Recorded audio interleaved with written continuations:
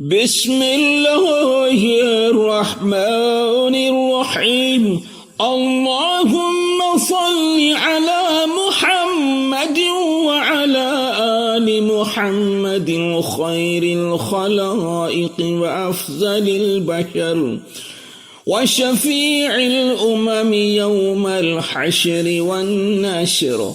وصل على سيدنا محمد وعلى آل سيدنا محمد بعدد كل معلوم لك. وصل على محمد وعلى آل محمد وبارك وسل على جميع الأنبياء والمرسلين. وسل على كل الملائكة المقربين وعلى عباد الله الصالحين.